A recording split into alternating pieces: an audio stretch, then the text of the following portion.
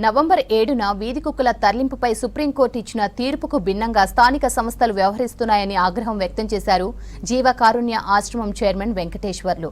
విజయవాడలో జీవకారుణ్య ఆశ్రమం జంతు సంక్షేమ సంఘాల జేఏసీ ఆధ్వర్యంలో వీధి కుక్కలపై సుప్రీంకోర్టు ఆదేశాల అమలు తీరుపై అవగాహన సమావేశం నిర్వహించారు.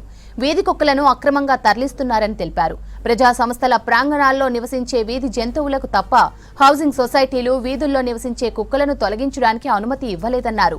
సుప్రీంకోర్టు తీర్పు ఉద్దేశాన్ని అమలు చేయాలని ప్రభుత్వాన్ని కోరారు.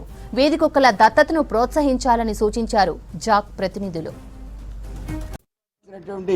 ఆదేశాలని మేము స్వాగతిస్తాం, కానీ అది ఇంప్లిమెంటేషన్లో ఏ రకంగా జరుగుతుంది అనే విషయాన్ని గురించే ఇక్కడ ముఖ్యంగా మేము చెప్పదలుచుకున్నాం.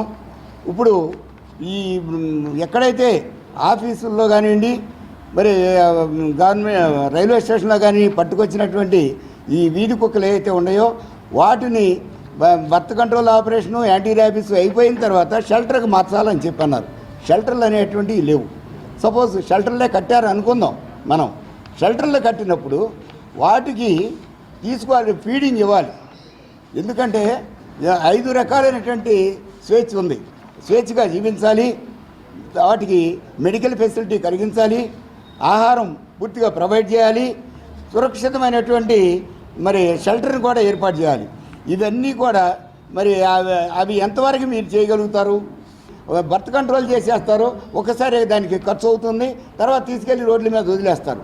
కానీ ఇవి జీవితకాలం చూడటం అంటే అది ఎంతవరకు సాధ్యం? మున్సిపల్ కార్పొరేషన్ వారు మరి మేము ఈ రకంగా చేసి వాటిని సురక్షితంగా ఉంచుతారనేటువంటి నమ్మకం మా జంతు ప్రేమికులకు అయితే లేదు. ఈ 24 సంవత్సరాల్లో ఆపరేషన్ కనుక చేసి ఉంటే ఈ పాటికి కుక్కలే మిగిలేవి కాదు కదా. అంటే ఏంటి? ఇక్కడ ఉండేటువంటి అధికారుల నిర్లక్ష్యం.